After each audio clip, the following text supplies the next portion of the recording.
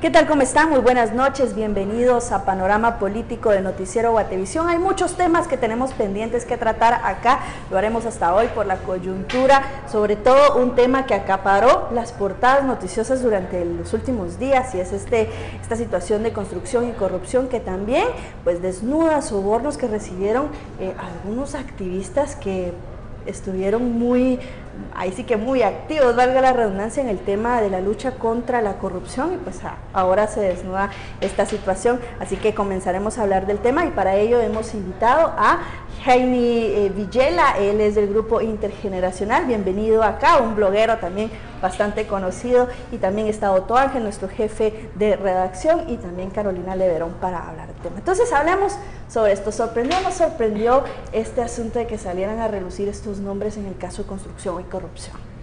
¿Quién empieza? A ver, yo creo que en efecto nos sorprende el hecho de que primero José Luis Agüero la semana pasada y posteriormente lo confirma Álvaro Mayorga, y por ahí puede ser que otras personas más, o dependiendo de las investigaciones que el Ministerio Público haya encaminado a partir de los allanamientos en la sede del Movimiento Cívico Nacional, pues pueda determinarse que haya más personas. ¿Sorprende? Sí, porque estábamos hablando de un grupo que puede uno estar identificado ideológicamente o no con él, puede simpatizar con él o no, pero que fungía como una voz para algún sector de la sociedad que a veces tenía más o menor protagonismo que otros sectores. Creo que causa algún nivel de frustración ver que esa voz, al final de cuentas, terminaba favoreciendo a intereses espurios como los de Alejandro Sinibaldi. Bueno, pero también hay que tener en cuenta que esto se da en medio de una declaración de una persona que está procesada y que también debe esperarse que las investigaciones continúen. Lo que sí es un hecho es de que el Ministerio Público ya había puesto el ojo, la mirada en el Movimiento Cívico Nacional el mismo día que declara este empresario de la construcción al iniciar los allanamientos por haber recibido algún pago, alguna transacción con la empresa Arco, que también es una empresa familiar del exministro de Comunicaciones. Sin duda, a quien esta vez sí le tocó fue al Movimiento Cívico Nacional, algo que no se esperaba, como ya lo decía Otto Ángel, y que tampoco ha ayudado un poco la aparición pública días después o ese mismo día de Rodrigo Arenas, que ha despertado más dudas, ha de alguna forma generado rechazo, el que se esté negando sistemáticamente que no se tenía conocimiento de qué dinero estaba recibiendo y de esas cantidades millonarias y los vínculos con Alejandro Sinibaldi sobre todo. A ver, Heini, nos gustaría tener tu opinión al respecto, porque sabemos que sobre el tema tienes mucho. Como yo lo veo, la manera en que yo analizo esto es de que la política es un negocio, ¿ya? Y como tal tenemos que entender este fenómeno, y por eso es de que no debería ser sorprendente que se den estas noticias, porque simple y sencillamente lo que está haciendo acá es una inversión para garantizar más adelante algún tipo de protagonismo que permita estar en una posición de seguir haciendo negocios. Y ojo acá, porque también hay un fenómeno.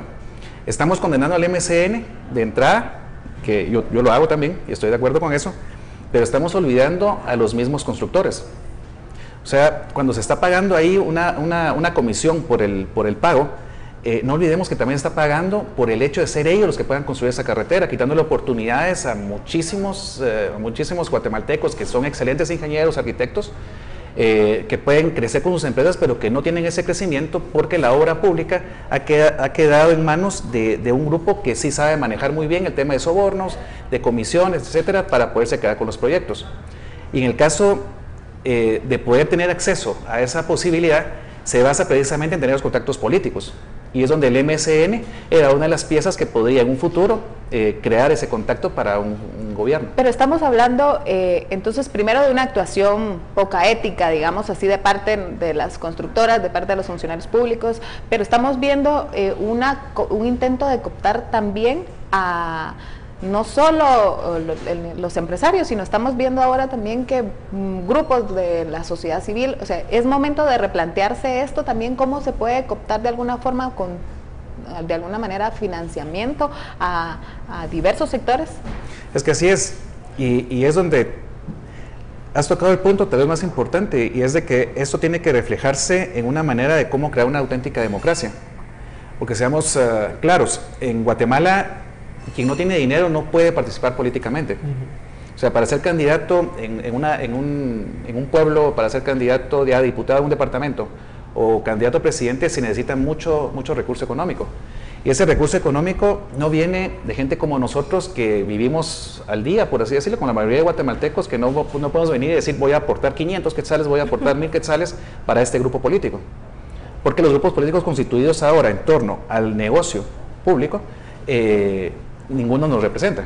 A ver, yo sí realmente, yo no sé si la comparación sea la adecuada, pero a mí lo que sí realmente me preocupa es cómo se utilizan estos poderes, ya sea de sociedad civil, de sindicatos o de poderes más oscuros, quizá como Byron Lima, para hacerle favores a los partidos políticos, a los políticos partidistas o a quienes sea, a cambio de qué al final, porque estamos hablando, por ejemplo, de que lo mismo hace Joviel Acevedo con el gobierno de turno, o sea, saca protestas o hace protestas o amenaza con protestas para tener sus propios beneficios y de la cúpula sindicalista de ese grupo. Aquí hay que entender, igual el caso de Byron Lima, ¿no? Que a cambio de dinero, a cambio del control de las prisiones, estaba haciéndole favores al Partido Patriota en este caso. Finalmente, quizá la comparación no es la misma, pero el acto viene siendo similar.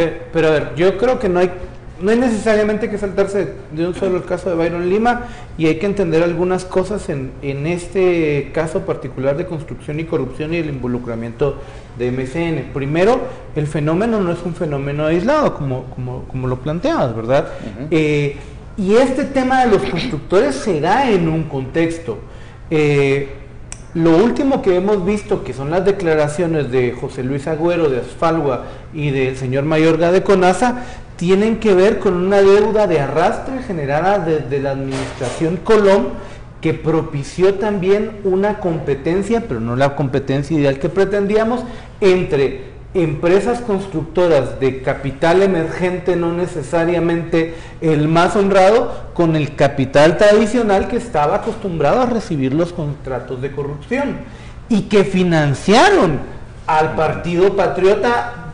Digamos, el nivel de ilícito se difumina con mucha facilidad, pero por lo menos Álvaro Mayorga de CONASA está metido también en cooptación del Estado. Entonces, un poco la frustración que uno escucha de las declaraciones de Agüero y de Mayorga también es, casi de manera implícita, financiamos al PP, y en enero de 2012 me llama Alejandro Sinibaldi para pedirme, para decirme, mira, yo sé que tenés una deuda de arrastre generada de aquellos.